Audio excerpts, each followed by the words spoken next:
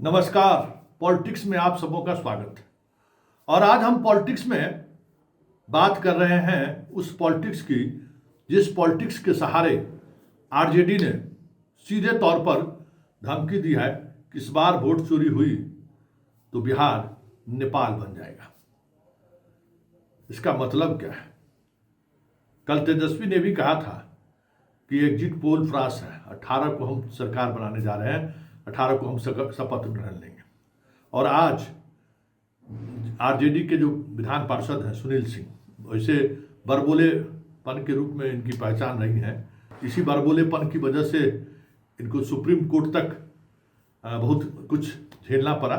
फिर भी कहने की अपनी अपनी अदा है, तो इन्होंने जो कुछ कहा है उसका मतलब क्या है, उसका संकेत क्या है, तो जरा सुनिए सुनील सिंह विधान पार्षद आरजेडी ने कहा क्या है। विपक्ष कौन है?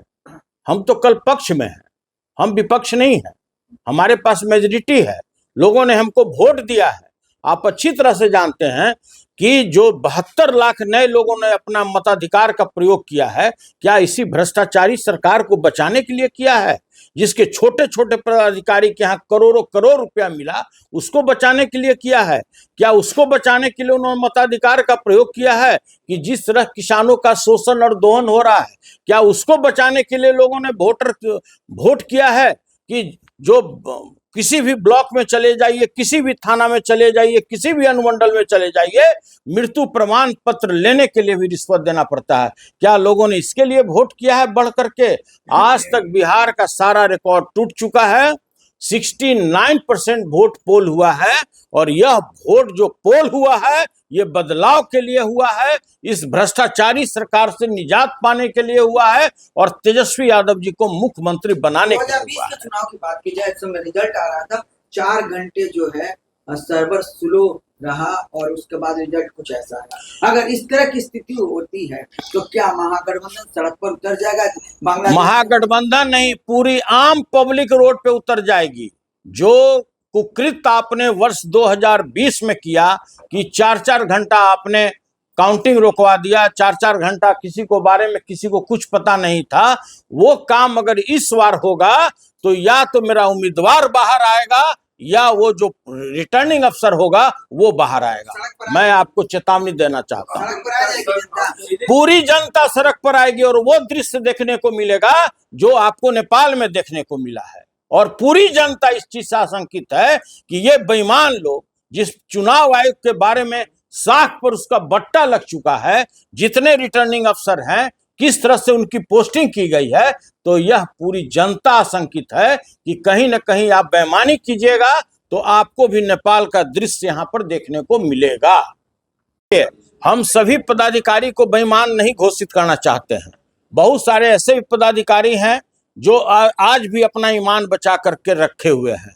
मैं सभी पदाधिकारियों से यही आग्रह करता हूं कि आपके भी परिवार हैं, सभी लोग जानते हैं कि आपकी पृष्ठभूमि क्या है, आपके परिवार के लोग कहाँ रहते हैं, तो वैसी बेईमानी आप मत कीजिए।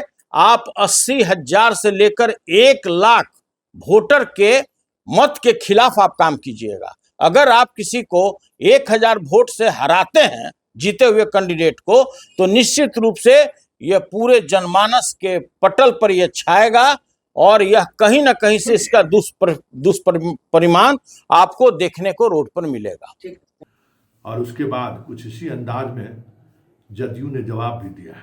लेकिन इन जुगलबंदी को सुनने से पहले जरा इन चीज़ों को भी समझने की जरूरत है कि आखिर इस तरीके की बयानबाजी तेज क्यों हुई है, और इस बयानबाजी का आधार है या फिर कोई आधार ही नहीं है।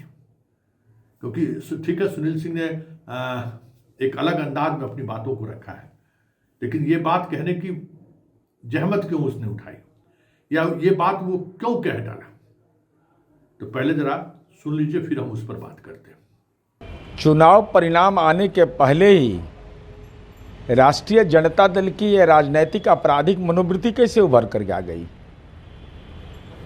भाई, आपने वैशाली के लालगंज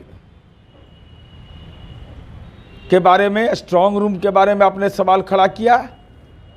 साक्ष्य मेरे पास उपलब्ध है। राजद के उम्मीदवार महनार के रविंदर सिंह ने कहा कि स्ट्रांग रूम बिल्कुल सही है।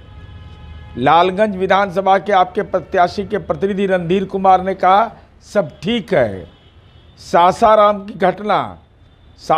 की घटना के बारे में सीधे अनीता देवी वहाँ उपस्थित थी, चेनारी के कांग्रेस के प्रतिनिधि उपस्थित थे। अनर्गल आरोप मत लगाइए और ये चुनाव आयोग को जवाब देना है। लेकिन बिहार में अमन का राज है, कोई अगर गुंडागर्दी करेगा, कोई सामाजिक तनाव पैदा करेगा, समाज में सद्भाव बिगाड़ेगा तो खिसियानी बिल्ली खंबा नोचे।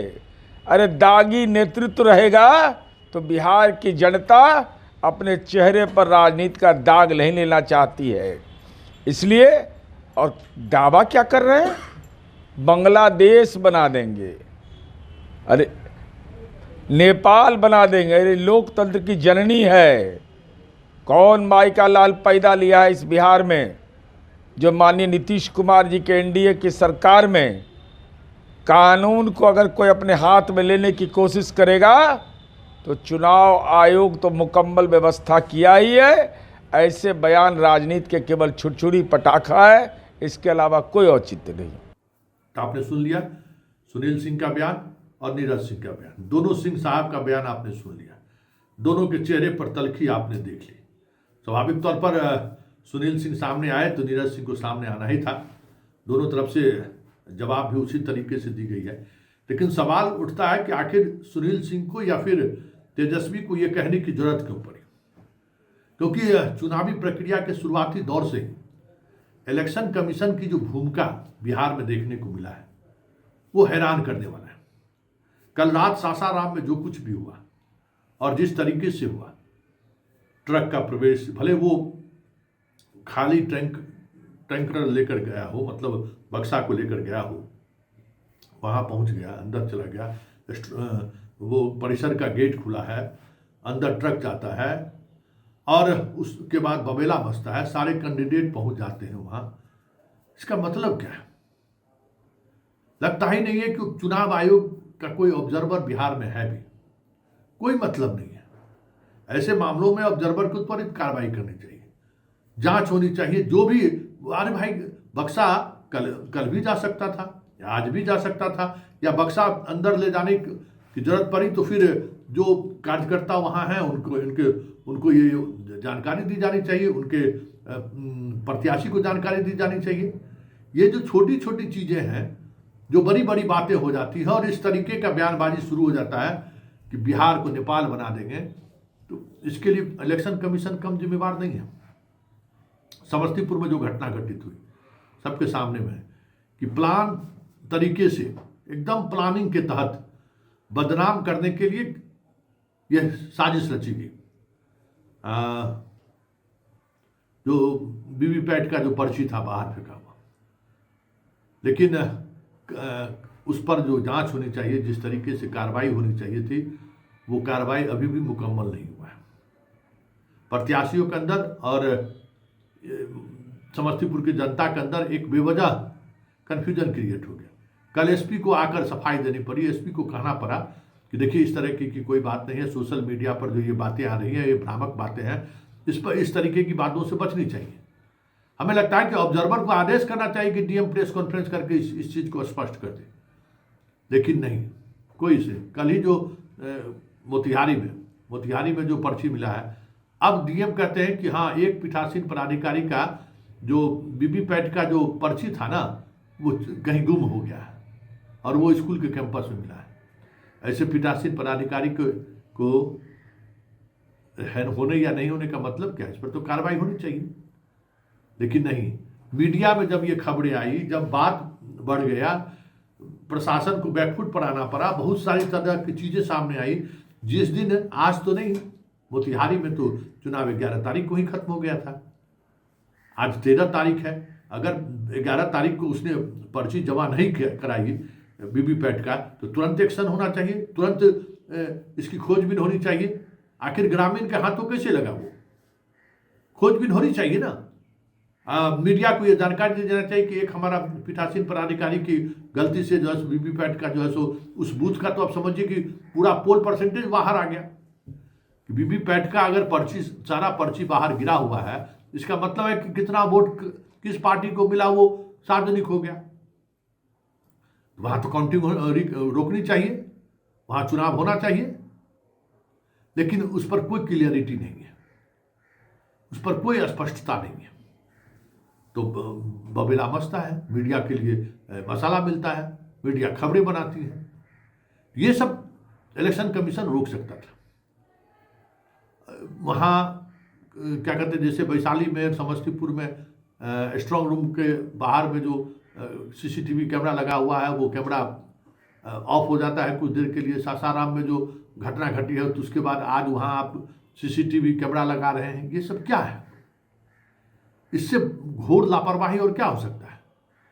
और इस लापरवाही पर चुनाव आयोग की जिस तरीके की चुप्पी है, और राजद के कार्यकर्ता और राजद के समर्थक जिस तरीके से ये मानने लगे हैं कि मेरी सरकार बनेगी, और अगर उस सरकार नहीं बनी या फिर रिजल्ट उलट आया, तब तो बहुत सारे ऐसे उदाहरण हैं जिस उदाहरण के सहारे विपक्ष वोट चोरी का आरोप चुनाव आयोग पर सीधे सीधे तौर पर लगा सकता है, जिससे बचा जा सकता था।